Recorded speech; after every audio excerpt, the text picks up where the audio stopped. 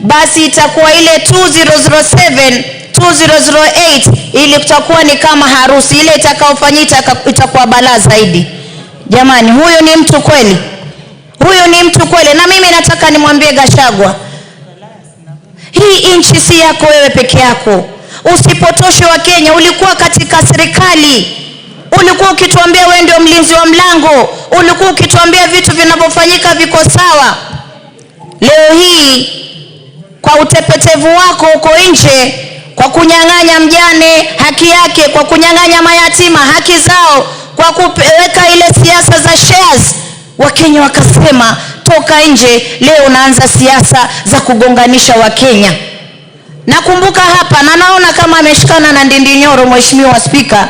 Mimi nataka nimwambie kuna siku hapa nililalamika kulikuwa na disaster, mambo ya floods kule Mombasa. Nikalia sana hapa, hatukupata pesa za disaster funds Mheshimiwa Spika. Na hapa alionambia Zamzamu njoni kuonyesha, ilikuwa ni Ndindinyoro. Akanionyesha 14 billion ya World Bank ambayo ilikuwa ofisi ya Deputy President wa wakati ule Gachagua, akanambia meziramba. Akanionyesha 6 billion ambayo ilikuwa katika budget, huyu Ndindinyoro ndo alionionyesha, akanambia Gachagua meziramba. Leo yeye ndo anarudi huku nyuma kwa sababu waambiwa nyani akikosa ndizi usema mgomba umeteleza. Mheshimiwa Spika, haiwezekani. Kama wao ni wenda wazimu, waache wale ambao wana akili zao waweze kuongoza Kenya. Leo tuko na Deputy President anafanya kazi, anazunguka huku na huku, tunaona anafanya maendeleo na Wakenya wanafurahi. Rais sisi hapa tulikuwa tunampinga, na leo tumeaibika. Kwa sababu gani? Ile housing levy tulikuwa tunalia, leo tumeona Mkuru kwa Njenga watu wameingia kwa majumba, wametoka kwenye slum. Mheshimiwa Spika, ilikuwa ni uchungu kwa sababu hii Kenya ilikuwa uchumi umekuwa mbaya na kila mtu alikuwa anasikia uchungu wa uchumi. Lakini mimi leo nataka nimpongeze rais kwa sababu alitufinya ndio, lakini sasa tunaona yule maskini tajiri wote wanatibiwa. Tunaona nyumba maskini tajiri wote wanakaa vizuri. Unga sasa umeshuka bei, mafuta yameshuka bei. Mheshimiwa Spika, rais anaipeleka Kenya vizuri kwa sababu amepata ile timu ambayo pia ina nguvu imemuongezea, na sasa yofanya kazi vizuri. Namwambia rais, usimwangalie yule mwendazimu ulomfukuza kule State House. Wewe angalia kazi yako, yule mwendazimu sisi tutadili naye. Na mimi namgoja Mombasa kule na ananijua. Hawezi kuja kutuchafua kule Mombasa, hatuwezi kubali. Tunataka Kenya ambayo ina amani. Tunataka Kenya ambayo itasonga mbele bila bugdha. Mheshimiwa Gachagua aangalie, ajiite mkutano, ajiulize. Wajua yuko kama yule mtoto Mheshimiwa Spika ambaye wageni wakija unamficha kwa sababu ataharibu. Yule mpe mic tu kidogo, Mheshimiwa Gachagua ashaharibu kila kitu. Juzi ameenda kuchapa wale walikuwa na msupport ambao ni artist. Leo amewachapa, kesho atafanya mengine na mengine. Kwa hiyo sisi tunasema rais, shika kasi. Sisi tuko ndani ya broad based government na tutakusukuma mbele. Asante sana Mheshimiwa Spika. Osoro. Thank you very much, Honorable Speaker. Honorable Speaker, anytime I listen to the former Deputy President speak, I can't help but to wish that there was another way to have him brought back to this house to be impeached again, the second time or even that time, Honorable Speaker. Because, Honorable Speaker, I do not know what one single individual, the kind of venom one single individual holds in his mind, Honorable Speaker. In 2007, that is being referred to by the Honorable Gachagua, Honorable Speaker, I was a university student, I was in the university, Honorable Speaker. But at the time that the skirmishes were happening, Honorable Speaker, I was in Molo as a rider, as a border rider, Honorable Speaker. And I remember, Honorable Speaker, being accosted by about 5 people, Honorable Speaker, who wanted me to speak in a certain language, Honorable Speaker, that I didn't understand. They took away my motorbike and I had to run, Honorable Speaker, for my life. I found myself, Honorable Speaker, in a petrol tanker that I didn't know then where it was going, only to find myself, Honorable Speaker, in Lunga Road, industrial area, Honorable Speaker. How can a person describe that, Honorable Speaker, as a Christmas party, Honorable Speaker? How can a person, and along the way, Honorable Speaker, as we were coming, as we were driving all the way from Molo, Elbago, Honorable Speaker, to the entire route, Honorable Speaker, we could see bodies of people splashed across, spread all over, Honorable Speaker. When a person stands, Honorable Speaker, and speaks in such kind of a language and says that, you know, 2027, if this and this does not happen, and anytime the guy speaks, Honorable Speaker, his description is only about him.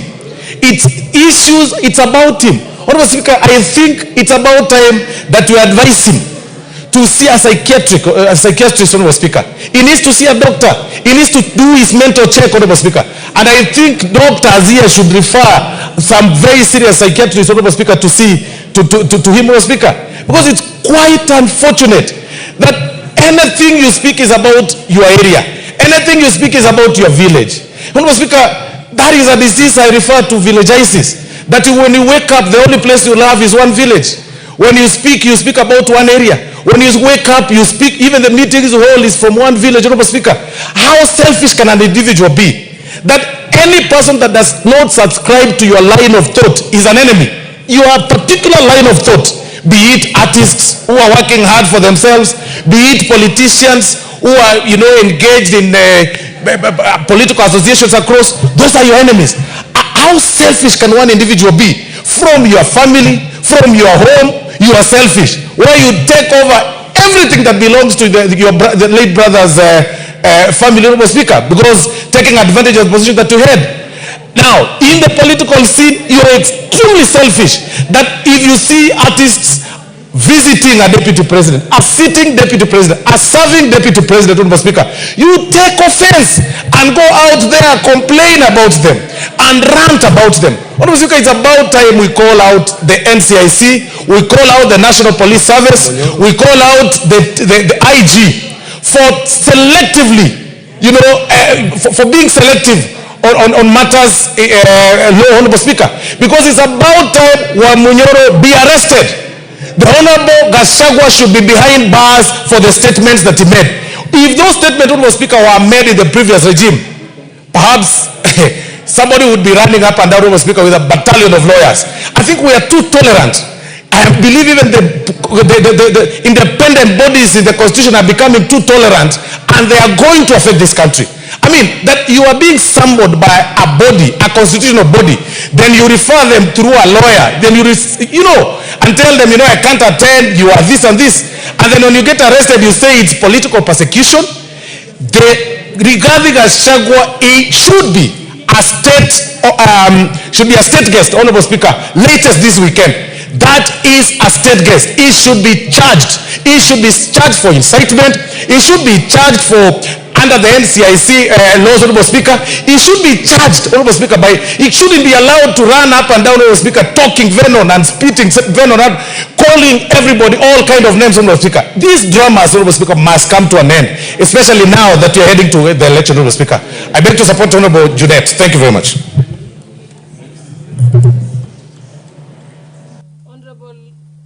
Honorable Otiende Molo.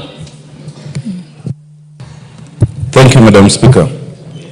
Madam Speaker, I think if any Kenya doubted why we impeached the former deputy president, now they are clear that it was legitimate and proper. For the more he speaks, the more he acts, the more he invites actions for impeachment in any other circumstance.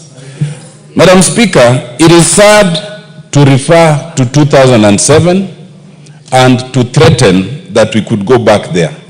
In 2007, we came to the brink of the precipice. We came to as great a disaster as we possibly could.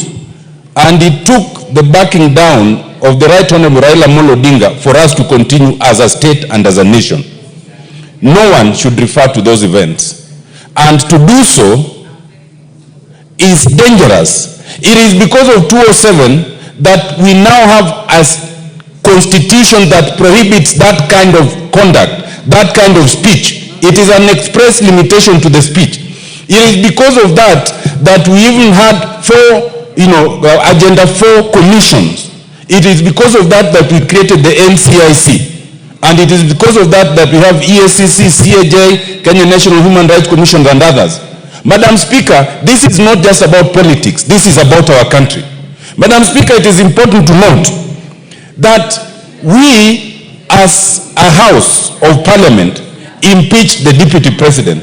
Some people do not remember that one of the grounds cited was failure to uphold the dictates of the office under Article 75(2)(c). Under 75(2)(c), once you are removed from office, then Article 75(3) comes automatically into play. And that is to say that you can no longer hold any other state or public office. We did not pronounce ourselves on that because at the time we were focusing on the question of impeachment. I think, Madam Speaker, now, what we should address ourselves to now on this matter brought by Honorable Junet is how do we now invoke Article 75(3) that now pronounces that the Honorable GACHAGUA can no longer hold state or public office. That is when these things will reduce. And I invite you, Madam Speaker, that through the Speaker's communication, it might be important to guide this House, whether we can do so by way of a petition, or whether we do so by way of a special motion, or whether we do so by way of a special inquiry by the House as the House, so that we pronounce ourselves on that matter. This is important, Madam Speaker, because while the Honorable GACHAGUA went to court and sought to stop these whole processes, the court did not find merit in that. And the court is desirous of going to the logical conclusion, including the declaration of unfitness to hold office. To preempt that, the Honorable GACHAGUA has now withdrawn his petitions. Two things. One, I want to urge this House, through its lawyers, to insist to the court to go to the merit of that matter. We want the court to declare whether Parliament was wrong or not, including fitness to hold office. But two, Madam Speaker, I think at the same time, I think we need to re-examine that very matter. I want to say, Madam Speaker, that the NCIC is a body that was established for these very purposes. I have served as a commissioner. I never saw a day when anybody dared the commission in defiance of a summons. I think that is the height of impunity. If we were to go there, then we will no longer have a country, because we are all capable of saying a lot of bad things. I want to urge the NCIC to come of age and do what it needs to do. I want to urge that the NCIC must be shown to bite. Just 1 minute, Madam Speaker. You know, the Honorable GACHAGUA cannot say that I will not attend because the others who have uttered things that they've not been summoned. Anyone who says such things should be summoned. But in law, you cannot say that I am not guilty because Otiedamon is also guilty. No, guilt is personal. Accept your own guilt and then let the others be dealt with. Just the way you cannot confess on behalf of the others. I want to say lastly, Madam Speaker, that this matter is so serious that it should not be left at the level of a general discussion as we are doing it. It must be concretized, because we found regarding GACHAGUA unfit to hold office. It is not just the court that can do that. Even a House of Parliament can do that, with the consequence that you cannot hold any other public office. I so submit, Madam Speaker.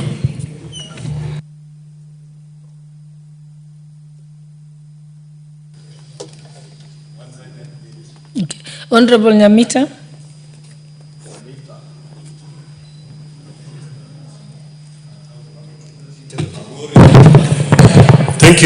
Thank you, Madam Speaker. I rise to also support this motion by Honorable Junet. Madam Speaker, where I come from, particularly in my constituency, we have families that buried bodies without heads. Madam Speaker, in my region, there are families that buried heads without their bodies. And yet in the same region, Madam Speaker, there are families that are yet to account for their loved ones. There are people whose children were butchered as they watched in Naivasha. There are people who have not recovered from what happened in 2007. Some had lived in certain regions all their lives, gotten their children, established businesses, and had their life all going very well. But because of the post-election violence, Madam Speaker, of 2007, they have never known home, because even when they went back to their homes, they found they had no land, they had nowhere to settle.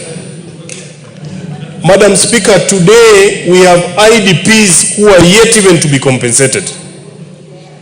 They have even petitioned this particular house that because of the actions that happened in 2007, they need to be compensated. That hasn't happened. Madam Speaker, in this country, different communities live in different parts of the country. And I actually dare say that the community where the former deputy president comes from, members of his community are all over the country, in different parts of this country. They have established businesses there. They have established families there. They are running their lives from those particular areas. That a leader like that can come and say that whatever happened in 2007, 2008 is like a Christmas party. To imagine that such a leader would want to be elected and that we are going to have many other Christmases with such an individual. I think in this particular house, Madam Speaker, we have never felt vindicated. We feel vindicated that the action we took to impeach the mistake of a deputy president that we had, we feel completely vindicated. Even if it were to